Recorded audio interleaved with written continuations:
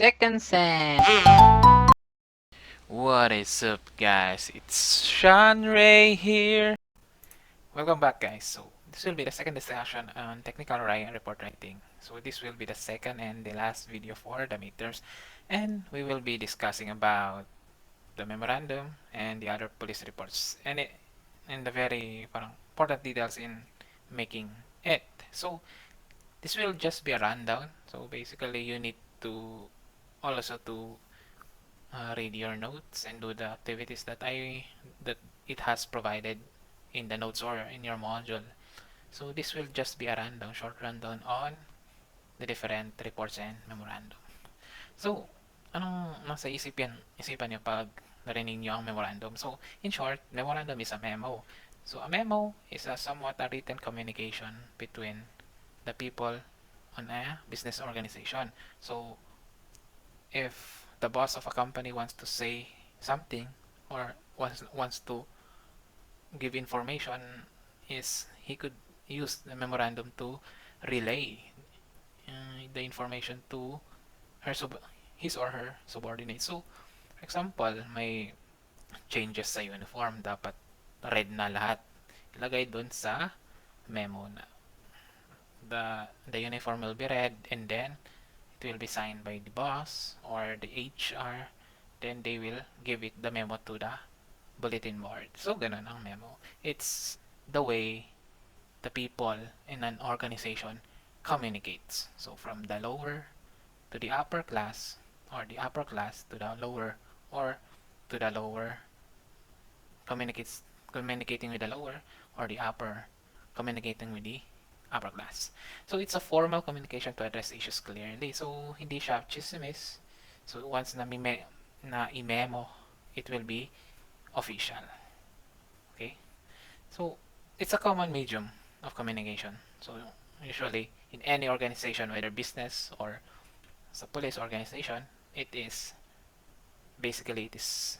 used and corresponds within the organization. This type of communication is used in inner office, communicating dealing with official matters such as requiring performance of an action by an individual or group, individuals within a specific police unit, region, province, etc. So, there are several subjects for the memorandum or purpose. So, if the memorandum is wants to recommend someone, and he can use memorandum. If you want to, for example, uh, remind the PNPs to wear mask during office hours, then put it on a memo format, then you sign it, and if you are the head of office, you put it on a memo and then sign it and give it to your subordinates. So, it's an official, parang official siya na communication between the members of the organization. So, ganun ang memo. So, here is an example of a memo from the PNP. So, in the upper portion, very uppermost portion of this document is the letterhead. So, basically, it is the letterhead of the origin of the memo. So, it's from Directorate of Human Resource and Doctrine Development. So, National Headquarters sa Krami yan. So, ayun. So, as you can see here, meron siyang nakalagay na memorandum. Yung for dito, that is for the receiver. Okay? Siya yung magre-receive. Yung from is the sender. So, sa for na to, if the origin of if the office of origin is lower pala, and you give the memo to the higher office, you should put 4. Pero kapag from a higher office to a lower office in the PNP, you can put 2. So, 4, see distribution dito. Distribution, the command group, directorial staff, personnel staff, etc. So, from, ano yung T? Yung HRDD, Human Resource Doctrine and Development. Yung subject, ito yung parang the reason why you made this memorandum or the purpose of why you made this memorandum. So, revise BMI. So pagbabasa ko dito, to sum this up is that yung content nito is they will revise yung the way they will measure the BMI of the PNP personnel. They will change the during their physical examination, which is I think every 6 months, they will use the revised PNP BMI, which was attached actually to this document. They will use that instead of yung former na ginagamit nila. And meron dito yung date. It is the date where they made the memorandum. And below this is the content dito. So number one, always yung references niya. So bakit, ano yung basis nito? Bakit kumuha sila ng ganito? So nakalagay dito. And yung 2, 3, and 4, usually, ito na yung parang detalye. The details. Diba? And from the second to the last part is the sender. The sender. The chief or the unit head that send the unit head of the Directorate for Human Resource and Team Development. So, ganun. That is yung mga parts ng memorandum. So, meron din dito. Ayun. So, some important reminder is that the addressee is addressed to the chief or head of unit office or an installation by his title. So, addressee is for yung for. So, this is the addressee. If you want to give a memo to, for example, to someone in another office, you should use the head of the office, which is where the person you want to send the memorandum. So, it's always the chief or head of unit yung nakalagay dito. So, yun. For kapag you use for dito, yung word na for, if the memorandum is directed to a subordinate. So, from a high office to a low office. If to ang nakalagay,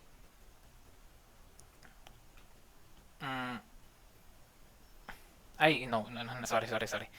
So, if for, from a lower office to a higher office, to, pag a higher office to a lower office. So, for example, basta ganun. Alam niyo naman na.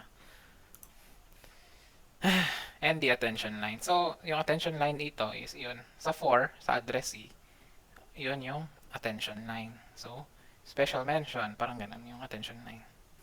Used to inform other section heads or individuals in the units for information or action. So, sa signature pala, important reminder again, is that if police commission officer yung sender, dapat naka uppercase lahat ito.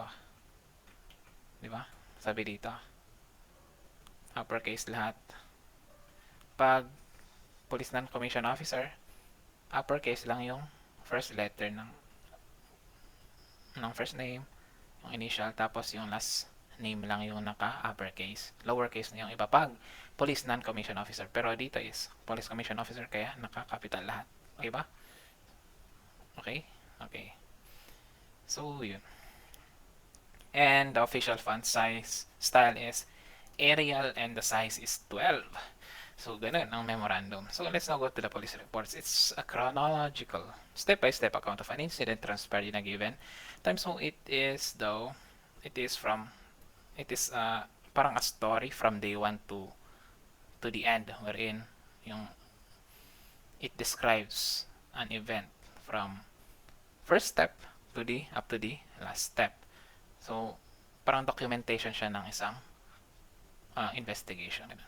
So, maybe written or oral. Pwedeng oral yung spot report. Kaya nakalagay yung oral. Pero, to be backed up by a written spot report din lang. Detailed or brief. Detailed pag talagang maraming mga nakita sa investigation. For example, brief pag konti lang. For example, nakaw lang tapos na-solve na agad. Hindi brief na yun. Simple or complex. Simple if simple yung nangyari. Ang case close agad. Or complex pag medyo komplikado or maraming nangyari na nagka-complicate sa bagay or sa report na yan. They may be prepared by anyone in the department from chief to the patrolman on a beat. So, no one is exempted from writing this police report. So, this is why you need to learn this para pag if you will, and I'm sure you will become policeman someday, you know how to make them. In any event, police reporting has become one of the most significant processes in modern police operations. So, ayun, it is very important. It's crucial kasi these are used in court proceedings. So, this is the parang the documentation of the police processes for example an investigation which will be presented in court or at court. So the uses of police report is serve as a records for police administrator. Nagagawa daw siyang record for basis. So ayun. For example, may missing na nakawan ka ganun or nawalan ka ng wallet. For example sa police blotter, 'di ba? Ginagawang record 'yon. Magpa-platter ka yung missing. Tapos pag meron na isali, sure na, ikaw na yung pagbibigayan, di ba? Use as a legal document. So, these actually are the basis for prosecuting a criminal. Ginagamit nga sa korte, di ba? Use as basis by law enforcement agencies, other government and private organizations. So, for example, for example, if nag-request yung for example yung isang company to investigate a crime in their area or in their office, they can use the investigation, the reports of the police in court also. They can use that as a basis. Provide information to the media which needs access to public documents. So, meron kasi tayong the PNP is parang mandated to give some information to the media para may makain naman ng media. Kalimutan ko na yung law na yun. Or merong bang law na ganun. Pero usually, sometimes, if someone is inquiring sa police, dapat magbigay din yung police using the reports they are making. So, be a basis for research. So, usually, especially yung mga may thesis, or mga instructors ganun or students, they can use those reports, yung mga for example investigation reports or spot reports to back up their research or as reference to their research, reflect the competence and personality of the police writer. So by the words that is used or how grammatically correct is the police report, you can see or you can know the competence of the police who made that one.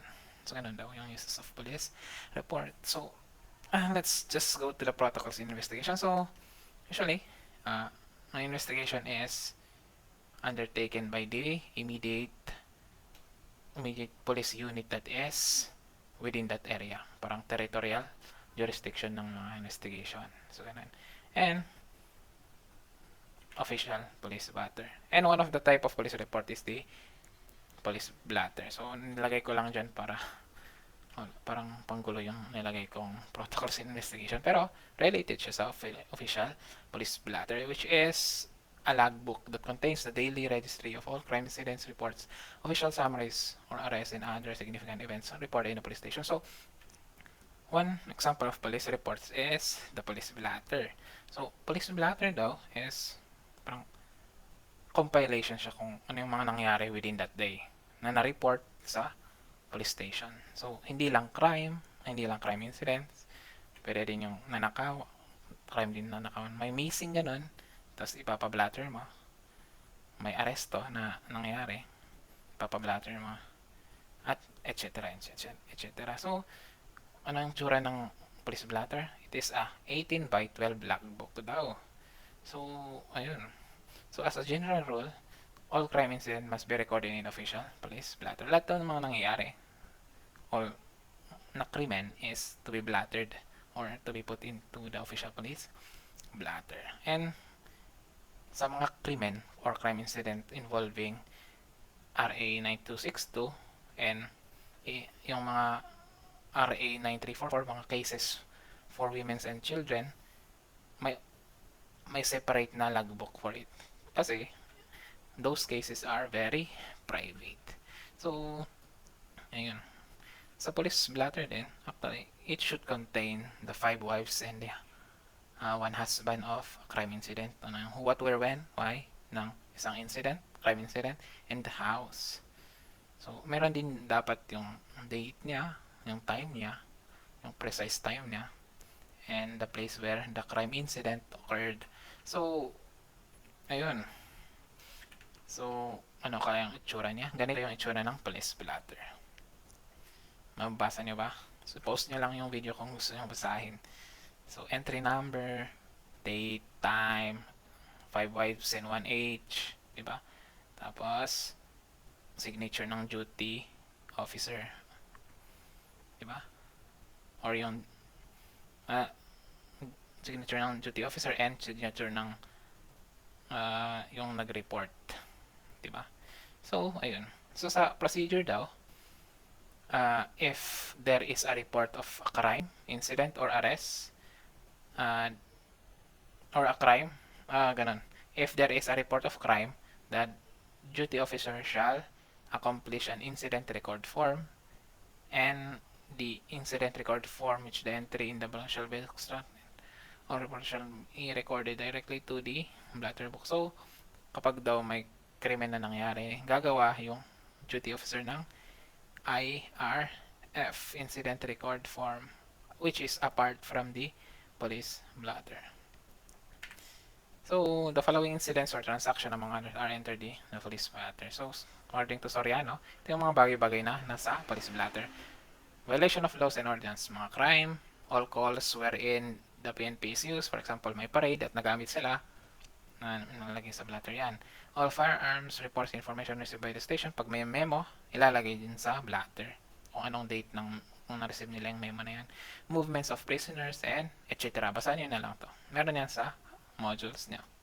According to Soriano, 2005.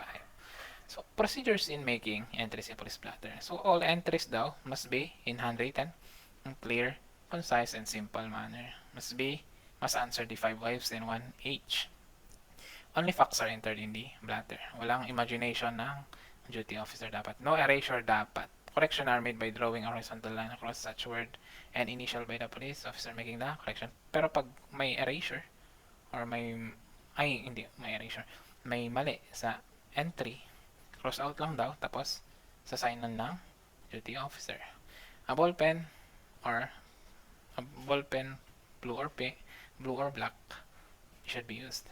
Misrepresentation of blotter or any attempt to suppress information is punishable criminally and administratively. So, pag ikaw is yung duty officer at hindi mo nalagay yung parang crime incident na may ni-report ng crime incident na parang for example theft, kasi kakilala mo yung suspect, hindi mo nilagay, you can be charged criminally and administratively. All entries must be legibly written in longhand and consecutively numbered. So, ayun, it's common sense na basahin. So, basahin nyo na lang to, mga iba. So, every page of the blotter shall be consecutively chronologically filled up. Any development of case or reflection shall be a new entry. So, pag may ibang development yung dating nilagay na blotter, ilalagay mo ulit yun. So, separate siya. So, every shift, the duty sergeant under the supervision of the duty officer or complete test officer shall make the actual entries on the blotter. So, magsasign yung mga nag-shift. So, for example, papalitan yung duty officer, dapat nakalagay, naka-indicate dun na napalitan. Okay ba? So, ayun. An example of it. Other types of police report is the spot report. It is the initial report written by a police officer after an important incident submitted immediately to the higher authorities for further investigation. For example, may krimen na nangyari. This will be the initial or the first report that should be written by the police officer to be passed sa chief nila. So, is that one done after an important incident took place in a certain area at a particular date or time, must be done or acted upon within 24 hours, verbal or written. So, pag may krimen na nangyari, gagawa siya ng spot report within 24 hours. And dapat, maalam ng chief na may nangyari, or he must know na may ginawang spot report about that crime within 24 hours. So, the idea is, yung purpose ng spot report is to inform yung chief ng isang unit. Diba? Or on a higher headquarters and etc. On an incident, on a crime incident. So, forms of spot report. May memorandum format, may radiographic format. So, yung memorandum format kapag ganito lang siya. ganito lang siya. Pag parang radiographic format is kapag yung spot report is communicated through yung radio. Pwedeng mag-communicate ka through radio sa PNP. Meron yan in every precinct may radio, parang coordinator sila o radio man sila. And pag gagawa sila ng written, naka-indicate sa reference nila. Parang ganito. Nakikita nyo? Radio message, spot report with site number, etc. etc. Ganun. Okay? So, ayan. That is the spot report. Progress report naman. So, progress report in short is if may development, may bagong evidence or may bagong discovery ng investigator, he will give the progress or the follow-up report. So, also, one of the purpose of this is to measure kung ano yung efficiency daw ng investigator na yun, kung nag-investigate ba to talaga, ganun. So, yun. Bali, that is, in short, summary ng progress or follow-up report. So, this is the content. So, ganito. In every reference niya yung spot report, yung progress report na to. Okay ba? Post it if you want to read the progress report. Final or closing report is the complete narration of facts based on exhaustive investigation of the case. Final is the result of summation, evaluation, analysis of all facts, and etc. So, this will be the basis for, parang, for example, may court hearing and ito yung ibibigay niya na final or report. So, for example, if the investigation is closed, ito yung ibibigay nila. So, it is summation, meaning lahat nandun na yung mga detalye.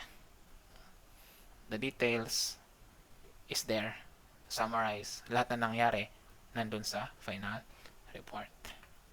So, this is an example, pero basic lang siya. Final report on mauling, hacking, and stabbing incident. Okay ba? Mabasa? Post nyo lang yung video. And let's now go to the investigation report. So, it's an arrangement of the materials which follows certain pattern to make the reports easy to read. It's a detailed account or narration events and circumstances after an investigation of particular case is completed. Contains the 5 W's and 1 H of the crime happened. So, it's an arrangement daw ng mga nagamit or mga events na nangyari sa isang crime para madali siyang mabasa. So, it is detailed account, which means lahat ng bagay na nangyari sa crime nandun sa report na yun. Okay? Ganun. So, ano yung purpose ng investigation report? To give a permanent record of an investigation of the case. Ayun. So, example, ayun. Pero, first page lang yan. Usually, mag-15 pages pa ba yan? So, the authority, matters to be investigated, the facts of the case, the different parts of the investigation reports. So, these are the parts of the investigation report. The authority, which is parang reference din siya. Parang basis ng mga lahat ng nandun sa dito. Lahat. Matters to investigated, kung ano yung parang kinomplain, the facts of the case, the discussion. Usually, umabot yan ng 10 to 20 pages. Conclusion, recommendation, and the signature. So, sa different parts dito is the matters, ito yung parang descriptions niya. So, the authority contains a brief statement of when, by whom the investigation was made, citing the authority for making it. Matter investigated is the section represents the mission of the investigators, kung ano yung purpose ng investigation. Facts of the case, this represents the truth respecting the matters investigated. So, the different things that happen in the crime, meron yung sa facts of the case. So, sa discussion naman, so, ano yung interpretation ng investigator on case dun sa facts of the case. So, conclusion, the summary of the facts of the case and the discussion. The recommendation kung to be filed in court or ano pa yung mga gagawin ng paparekomenda ang investigator on case. So, ganun ang investigation report. Let's now go to the affidavit. So, What is an affidavit or affidavit? So, written declaration of facts made voluntarily confirmed by an oath or affirmation of the party before a person having authority to administer oath or affirmation. So, basically, yung gusto mong sabihin or uh, yung parang rine-require, for example, police cat, nagbigay ka ng testimony mo, uh, pwede mo siyang ilagay sa affidavit. Tapos, dapat ipasign mo yan sa isang notary public. Ganun. Parang, yun. So, types of forms of affidavit. Meron yung narrative form, wherein ilagay mo lang yung gusto mong, parang inarrate mo yung gusto mong sabihin. Meron din yung question and answer. So, before you narrate something, may question na nakalagay. So, that is the question and answer form. So, parts of an affidavit, meron yung heading, title, meron yung oath. So, basically, yung nasa format na yan. Meron yung heading, title, and yung oath niya. So, ito yung nakalagay sa parang sa oath niya. Kasi, yung affidavit is before the notary public sign it or a person having the authority to take an oath to administer pa na oath or the affirmation of the affidavit is magaganon ka muna. Okay, magte-take oath ka muna. So, example ng commencement or oaths dito, we PO3 ABEN, PO2, hindi na PO2, di ba? Patrolman, ganun. Police sergeant, ganun. Both members of PNP presently assigned up yung bang police station. Duly sworn to an oath in accordance with to hereby dispose and state the following to it. Ganun. So, if you will lie na ginawa mo yung affidavit na yun, you can be kasuhan ng perjury. Ganun. So, affirmation, declaration of fact. So, includes all the claims that are being made by the affiant. So, parang ito yung content ng gusto mong sabihin sa affidavit na yun. So, example. So, basically, if the court wants the police officers to testify in court, ganito, parang, so, for example, na-witness niya, na, for example, may abuse of authority sa temporary jail sa PNP, at gusto magpa-testify ng korte, gagawa ka ng affidavit na as a police officer na parang ganito na sa example. So, if you could read it, parang ganito. Ganito yung content ng question and answer form. And also, on the statement of truth, it states everything that is mentioned in the affidavit that is true. So, after ng statement mo, meron yung statement of truth. So, example niya is, we executed this joint affidavit to attest the truthfulness of the foregoing facts and to support the filing of a criminal case against Poland Tumapang, etc. So, parang ina-affirm mo yung sinabi mo. Yung statement of truth. And after the statement of truth, the attestation clause. This is the portion where the oath was made by the affiant, certified. It also consists of the date. So, ito yung example niya. In witness thereof, whereof, we hereunto affix our signature and the date. And yung last is yung jurat. Yung portion ng affidavit na ito is the portion of an affiant in which a person has sworn that the contents is written statements are true, filled in by the notary public, swearing. So it is the clause at the end of the thing. At the end of start dating the date number present before it was sworn. So basically, parang statement of truth siya, pero with the affirmation of the notary public or yung attorney. So, ganito. Meron siyang I hereby certify. Tapos yung sign ng attorney na yan. So, uses of affidavit. Serve as a complaint of a person to a certain case. Serves as a testimony of witness. Show facts on how an incident happened chronologically. Serve as evidence in court. So, ayun. I think sinabi ko na lahat yung purpose ng affidavit kanina. So, yun. Sworn statement. So, ito yung form ng affidavit. Nandito yung, ano ba yan? Yung heading, title, ganito. Ganun. Nandito yung heading and title niya dito. Tapos ito yung facts of the case. Ano ba? Declaration of facts. Statement of truth. Ganun. And yung chronological order ng 1 to 7. Statement of truth. Attestation of clause. Tapos ito yung jurat, di ba? So, in summary, in summary, in summary is that I'm not really parang expert dito sa report writing. Pero based lang sa mga examples na nakita ko sa internet is this is how I interpret this.